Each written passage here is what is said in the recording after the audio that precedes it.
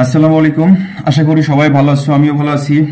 অষ্টম শ্রেণীর পরমাণু গঠন নিয়ে আজকে পরবর্তী টিউটোরিয়ালে আমরা হোম টিউটোরিয়ালসের পক্ষ থেকে আজকে আলোচনা করব হচ্ছে আইসোটোপ আর আইসোবার নিয়ে। তো আইসোটোপটা তোমাদের এই অধ্যায়ের সবচেয়ে ইম্পর্টেন্ট একটা টপিক, যেখান থেকে প্রায় প্রত্যেক বছরই প্রশ্ন আসে। তো আজকে আমরা ভালোভাবে শিখবো যে আইসোটোপ জিনিসটা কি, আর এখান থেকে কোন ধরনের প্রশ্ন আসবে, আমরা প্রশ্ন আসলে কিভাবে অ্যান্সার করব এটা আমরা জানবো। তো আমরা আগের যে টিউটোরিয়াল আছে এটা থেকে আমরা কিন্তু দেখছিলাম মৌলের পরিস্থিতিতে, একটা মৌল পরিস্থিতিতে এভাবে যে উপরে এরকম একটা প্রতীক আছে, প্রতীকের উপরে থাকে আমাদের হচ্ছে ভর সংখ্যা, নিচে থেকে হচ্ছে প্রোটন সংখ্যা। তো এটা জানতে হবে, আইসোটোপ জানতে হলে অবশ্যই আমাদের জানতে হবে। তাছাড়া আমরা আইসোটোপ কাকে বলে সেটা একটু দেখে আসি। আইসোটোপ হচ্ছে, এখানে আমি লিখে রেখেছি, যে সকল মৌলের প্রোটন সংখ্যা সমান, যে সকল মৌলের প্রোটন সংখ্যা সমান কিন্তু ভর সংখ্যা ভিন্ন। এই দুটো টপিক অবশ্যই এখান থেকে মনে রাখতে হবে যে আইসোটোপ মানে হচ্ছে প্রোটন সংখ্যা সমান, ভর সংখ্যা ভিন্ন। আইসোটোপ মানে হচ্ছে প্রোটন সংখ্যা সমান, ভর সংখ্যা ভিন্ন। তাহলে যে সকল মৌলের প্রোটন সংখ্যা সমান থাকবে কিন্তু ভর সংখ্যা ভিন্ন ভিন্ন থাকবে তাদেরকে পরস্পরের আইসোটোপ বলা হবে। আমি আবার বলতেছি, কিছু কিছু মৌল আছে যাদের প্রোটন সংখ্যা একই রকম কিন্তু ভর সংখ্যা ভিন্ন, তাদেরকে আমরা পরস্পরের আইসোটোপ বলবো। এখানে আমি প্রথমেই যে আলোচনা করে রেখেছি সেটা হচ্ছে তোমাদের বইতে, সিলেবাসে আছে, বইয়ে যে হাইড্রোজেনের 3টা আইসোটোপ নিয়ে আলোচনা করা আছে। তা হাইড্রোজেনের 3টা আইসোটোপের নাম এখানে আমি লিখে রেখেছি। একটা হচ্ছে প্রোটরিয়াম, ডিউটেরিয়াম আর একটা হচ্ছে ট্রিটিয়াম। তো হাইড্রোজেনের 3টা আইসোটোপ আছে যাদের ডায়াগ্রাম মানে চিত্র এখানে আমি রেখেছি। দেখো যে আমরা পরমাণুর গঠন চিত্র থেকে জানি যে মাঝখানে থাকে প্রোটন আর নিউট্রন, আর বাইরে থাকে হচ্ছে ইলেকট্রন। এখানে যে 3টা হাইড্রোজেনের আইসোটোপ নিয়ে আলোচনা করা হয়েছে, প্রোট্রিয়ামে একটা প্রোটন আছে, একটা ইলেকট্রন আছে। ডিউটেরিয়ামে একটা প্রোটন, একটা নিউট্রন আর একটা ইলেকট্রন। যেহেতু আমরা জানি মৌলের প্রোটন সংখ্যা সমান থাকবে, তো ডিউটেরিয়ামে হচ্ছে প্রোটন সংখ্যা 1, প্রোট্রিয়ামে প্রোটন সংখ্যা 1, ডিউটেরিয়ামে প্রোটন সংখ্যা 1, ট্রিটিয়ামেও প্রোটন সংখ্যা 1। কিন্তু যেহেতু ভর সংখ্যা ভিন্ন হবে তাহলে আমাদের কম বেশি হবে কোনটা, নিউটন সংখ্যা। তো হাইড্রোজেন বা প্রোট্রিয়াম তার কোনো নিউটন সংখ্যা নাই। ডিউটেরিয়ামে একটা নিউটন সংখ্যা আছে আর ট্রিটিয়ামে 2টা নিউটন সংখ্যা আছে। আমি যে গাঢ় করে রাখছি এটা হচ্ছে নিউটন, গাঢ়গুলো হচ্ছে নিউটন। তো তাহলে হাইড্রোজেন আমরা 3টা এখানে পরমাণু লিখেছি, চিত্র আঁকিয়ে রেখেছি। তো এখানে দেখলে আমি দেখতে পারতেছি আমরা যে হচ্ছে এই হাইড্রোজেন H লিখে রেখেছি। H এর উপরে 1 আছে, সবগুলোই দেখো নিচে 1 1 1, মানে প্রোটন সংখ্যা প্রত্যেকটাই সমান। এখানে যে 3টা হাইড্রোজেন নিয়ে আমরা আলোচনা করছি, 3টা হাইড্রোজেনের এখানেও প্রোটন সংখ্যা 1, এখানেও প্রোটন সংখ্যা 1, এখানেও প্রোটন সংখ্যা 1। কিন্তু এই হাইড্রোজেন বা প্রোট্রিয়ামের প্রোটন সংখ্যা হচ্ছে 1, ভর সংখ্যা 1, ডিউটেরিয়ামের ভর সংখ্যা 2, ভর সংখ্যা 3। তো চিত্র থেকে আমরা দেখতেছি যে এই 3টা হাইড্রোজেন, যে 3টা নিয়ে আমরা আলোচনা করছি, এই 3টা হাইড্রোজেনের প্রত্যেকটা প্রোটন সংখ্যা সমান কিন্তু ভর সংখ্যা ভিন্ন। এই জন্য এই 3টা পরমাণুকে হাইড্রোজেনের আইসোটোপ বলে। এই জন্য এই 3টা পরমাণুকে হাইড্রোজেনের আইসোটোপ বলে। আমরা প্রকৃতিতে যে হাইড্রোজেনটা সবচেয়ে বেশি পরিমাণ পাই সেটা হচ্ছে এই প্রোট্রিয়াম, যার নিউটন সংখ্যা 0, মানে নিউটন নাই। তো প্রিয় শিক্ষার্থীবৃন্দ, আমরা এটা থেকে বুঝলাম যে সকল মৌলের প্রোটন সংখ্যা সমান কিন্তু ভর সংখ্যা ভিন্ন তাদেরকে পরস্পরের আইসোটোপ বলে। এখানে হাইড্রোজেনের যে 3টা পরমাণু আমরা চিত্র আঁকিয়ে রেখেছি, প্রত্যেকটা প্রোটন সংখ্যা 1 1 আর ভর সংখ্যা 1 2 3। সো এই 3টা পরস্পরের আইসোটোপ। আমরা আরেকটা মৌলের ক্ষেত্রে দেখব, সেটা হচ্ছে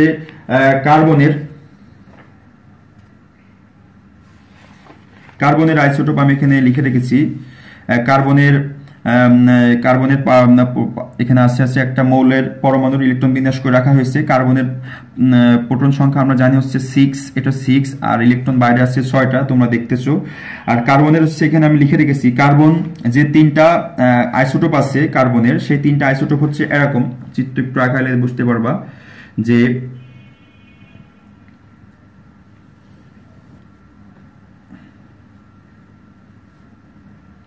এটা গেল আমাদের ইলেকট্রন, আর এখানে আছে আমাদের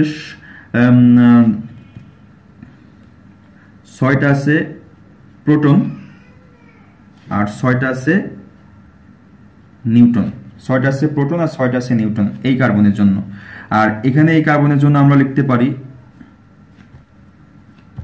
এগুলো হচ্ছে ইলেকট্রন। এখানে হচ্ছে 6টা আছে প্রোটন, 6টা আছে প্রোটন আর 7টা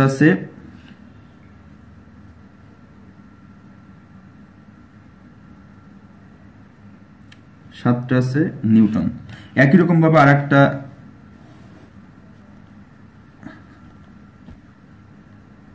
এখানে আছে 6টা আছে প্রোটন আর 8টা আছে নিউটন। তো প্রিয় শিক্ষার্থীবৃন্দ, এখানে দেখো এটাও কার্বন, এটাও কার্বন, এটাও কার্বন। এই কার্বনের প্রোটন সংখ্যা প্রত্যেকটা 6 আছে, প্রত্যেকটা কার্বনের প্রোটন সংখ্যা এই যে 6, কিন্তু এটা ভর সংখ্যা 12, ভর সংখ্যা 13, 14।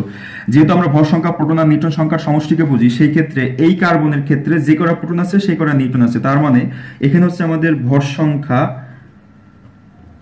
এই কার্বনের ভর সংখ্যা হচ্ছে 6, 6, 12, আর এই কার্বনের ভর সংখ্যা হচ্ছে 6 আর 7, 13।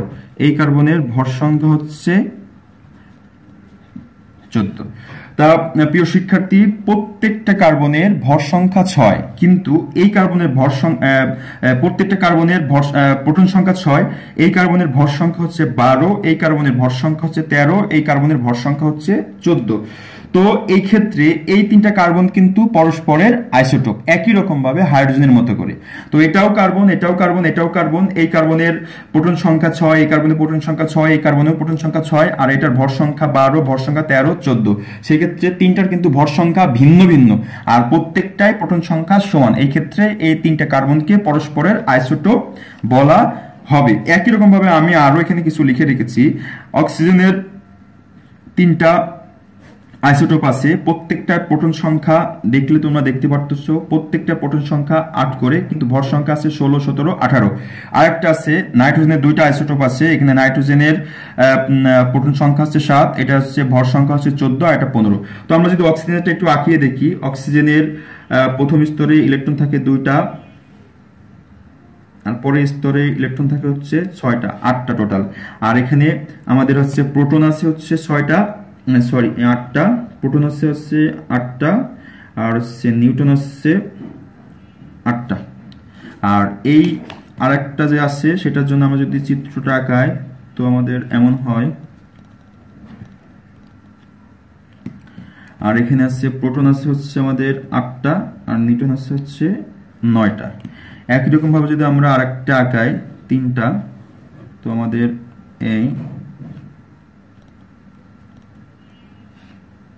এখানে প্রোটন আছে হচ্ছে 6টা, আর নিউট্রন আছে হচ্ছে 10টা, 8টা, আর নিউট্রন আছে হচ্ছে 10টা। তো প্রিয় শিক্ষার্থী, দেখো তোমরা দেখে বুঝতে পারতেছো, এখানে প্রত্যেকটা অক্সিজেনের প্রোটন সংখ্যা 6 করে, আর এটা হচ্ছে 8, 8, 16 ভর সংখ্যা, 8, 8, 9 হচ্ছে 17 ভর সংখ্যা, আর 8, 8, 10, 18 ভর সংখ্যা। যেহেতু প্রত্যেকটা প্রোটন সংখ্যা সমান কিন্তু ভর সংখ্যা ভিন্ন, এই জন্য এই তিনটাকে বলা হবে অক্সিজেনের আইসোটোপ। একই রকম ভাবে এখানে নাইট্রোজেনেরও আমরা এভাবে চিত্রটা আঁকতে পারি। তোমরা অবশ্যই বাসায় প্র্যাকটিস করবা নাইট্রোজেন কিভাবে। নাইট্রোজেনের প্রত্যেকটা 2টা আইসোটোপ আছে, 2টার ভর সংখ্যা একটা হচ্ছে 14, একটা হচ্ছে 15, আর প্রোটন সংখ্যা 2টাই 7, 7। এই জন্য এই দুটাকে নাইট্রোজেনের পরস্পর আইসোটোপ বলা হবে। তো প্রিয় শিক্ষার্থীবৃন্দ, তোমরা অবশ্যই বুঝতেছো যে আইসোটোপটা কি। যে সকল মৌলের প্রোটন সংখ্যা সমান কিন্তু ভর সংখ্যা ভিন্ন, তাদেরকে পরস্পরের আইসোটোপ বলা হয়। তো এখন আমরা যেটা দেখতে চেয়েছিলাম সেটা হচ্ছে আইসোবার। এটাও মাঝে মাঝে তোমাদের পরীক্ষার প্রশ্নে আসে। তো আমি এখানে লিখে রেখেছি, দেখো যে সকল পরমাণুর ভর সংখ্যা সমান, কিন্তু প্রোটন সংখ্যা ও নিউট্রন সংখ্যা ভিন্ন। এখানে আবার সেম ওটার মতো না, উল্টা। এখানে হচ্ছে ভর সংখ্যা সমান থাকবে আর প্রোটন আর নিউট্রনের সংখ্যা ভিন্ন থাকবে। ভর সংখ্যা সমান থাকবে, প্রোটন আর নিউট্রন সংখ্যা ভিন্ন থাকবে। তো এখানে আমি লিখে রেখেছি যে 2টা কার্বন আর নাইট্রোজেন দিকে তোমরা যদি একটু তাকিয়ে দেখো, এটার ভর সংখ্যাও 14, এই নাইট্রোজেনের ভর সংখ্যাও 14, কিন্তু কার্বনের এখানে প্রোটন সংখ্যা আলাদা এবং নিউট্রন সংখ্যাও আলাদা। আবার এখানে 2টা লিখে রেখেছি কপার আর জিঙ্ক। কপারের ভর সংখ্যা 64, জিঙ্কের ভর সংখ্যাও 64, কিন্তু কপারের প্রোটন সংখ্যা 29, জিঙ্কের প্রোটন সংখ্যা 29। তাহলে আমরা প্রোটন সংখ্যা যে ভিন্ন ভিন্ন এটা তো বুঝলাম যে আমাদের প্রোটন সংখ্যা ভিন্ন থাকবে, কিন্তু নিউট্রন সংখ্যা ভিন্ন আছে কিনা এটা দেখার জন্য আমরা যদি এখানে একটু দেখি যে কার্বনের নিউট্রন সংখ্যা কার্বনের নিউটন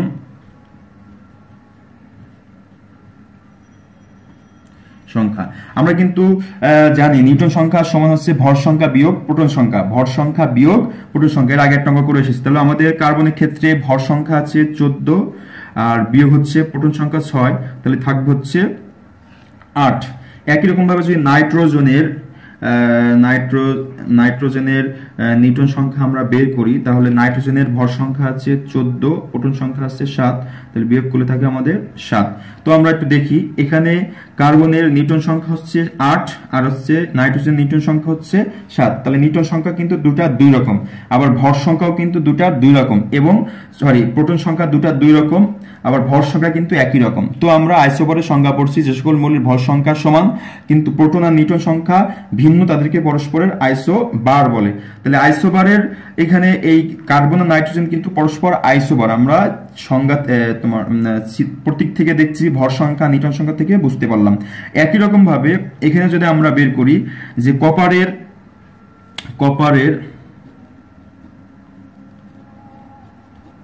কপারের নিউটন সংখ্যা,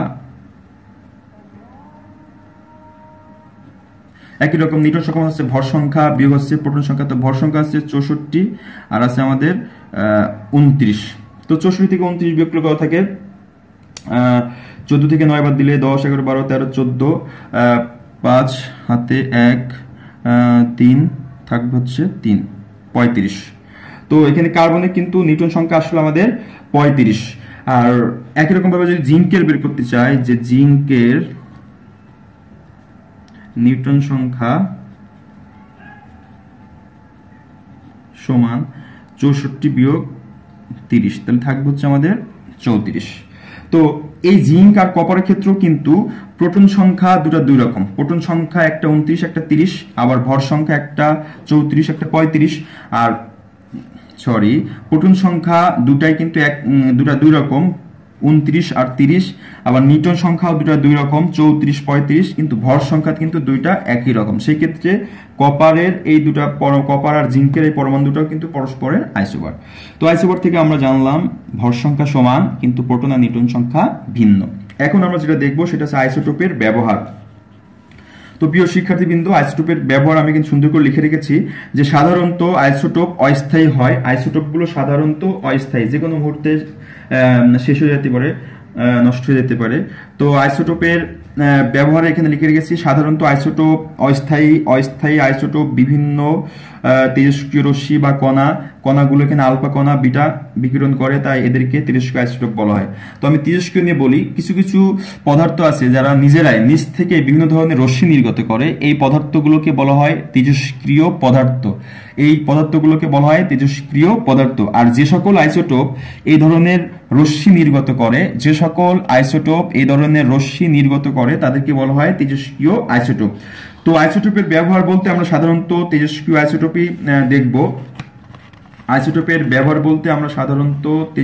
আইসোটোপই দেখব। আর তেজস্ক্রিয় আইসোটোপের ভিতরে আমরা যেটা দেখব হচ্ছে, এখানে আছে বিভিন্ন ক্ষেত্রে তেজস্ক্রিয় আইসোটোপের ব্যবহার আমি লিখে রেখেছি। চিকিৎসা ক্ষেত্রে রোগ নির্ণয় ও রোগ নিরাময়, এই দুইটা ক্ষেত্রে আইসোটোপ ব্যবহার করা হয়। চিকিৎসা ক্ষেত্রে দুইটা ব্যবহার করা হয়, রোগ নির্ণয় আর একটা হচ্ছে রোগ নিরাময়। তো আমরা দেখবো হচ্ছে রোগ নির্ণয় কিভাবে তেজস্ক্রিয় আইসোটোপ ব্যবহার করা হয়। তো এখানে আমি লিখে রেখেছি রোগ নির্ণয়। 1, রক্তনালী ক্ষতিগ্রস্ত হলে রক্তের মাধ্যমে আইসোটোপ পাঠিয়ে আমরা তা শনাক্ত করতে পারি। তার মানে রক্তের ভিতরে যদি আমরা আইসোটোপ পাঠিয়ে দিয়ে দেখতে পারি কোন স্থানে রক্তনালীর ক্ষতিগ্রস্ত হয়েছে, এই একটা। তারপর হচ্ছে ক্যান্সার নির্ণয়ের জন্য তেজস্ক্রিয় আইসোটোপ ব্যবহার করা হয়।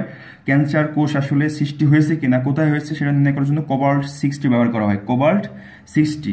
3 নম্বরটা হচ্ছে রোগ নির্ণয়ের জন্য তেজস্ক্রিয় আইসোটোপ আমরা টেকনিশিয়াম ব্যবহার করতে পারি। তার মানে শরীরের কোনো স্থানে কোনো রোগ আছে কিনা সেটা নির্ণয় করার জন্য আমরা টেকনিশিয়াম 99 ব্যবহার করতে পারি। এটা হচ্ছে রোগ নির্ণয়। একই রকম ভাবে আমরা রোগ নিরাময়ের জন্য ব্যবহার করতে পারি। যেমন 1, থাইরয়েড ক্যান্সার নিরাময়ে তেজস্ক্রিয় আইসোটোপ ব্যবহার করা হয়, যেটা হচ্ছে আয়োডিন 131 দ্রবণ পান করানো হয়, হলে আমাদের যে থাইরয়েডের যে ক্যান্সার থাকে সেই ক্যান্সার কোষটা নষ্ট হয়ে যায়। তো আমাদের থাইরয়েড ক্যান্সার নিরাময়ের জন্য সাধারণত আমরা ব্যবহার করব আইসোটোপ আয়োডিন 131 এই দ্রবণটা যদি আমরা ব্যবহার করি তাহলে থাইরয়েড গ্রন্থের যে ক্যান্সার সেটা নষ্ট হয়ে যাবে। আরেকটা হচ্ছে ক্যান্সার আক্রান্ত কোষ, যে কোনো ক্যান্সার আক্রান্ত কোষ অথবা টিউমার, এই ক্যান্সার আক্রান্ত কোষ অথবা টিউমার এই কোষ ধ্বংস করার জন্য কোবাল্ট-60 ব্যবহার করা হয়, কোবাল্ট-60 আইসোটোপ ব্যবহার করা হয়। 3 নম্বর হচ্ছে রক্তের লিউকোমিয়া রোগের চিকিৎসায়, রক্তের লিউকোমিয়াটা রোগের নাম, এই রোগের চিকিৎসায় ফসফরাস-32 এর ফসফেট ব্যবহার করা হয়। তো আমরা দেখলাম রোগ নির্ণয়ের ক্ষেত্রে কিভাবে ব্যবহার করা হয়, আর রোগ নিরাময়ের ক্ষেত্রেও কিন্তু তেজস্ক্রিয় আইসোটোপ ব্যবহার করা হয়। আরেকটা ক্ষেত্রে আইসোটোপ মোটামুটি ব্যবহার করা হয়, সেটা হচ্ছে খাদ্য সংরক্ষণে।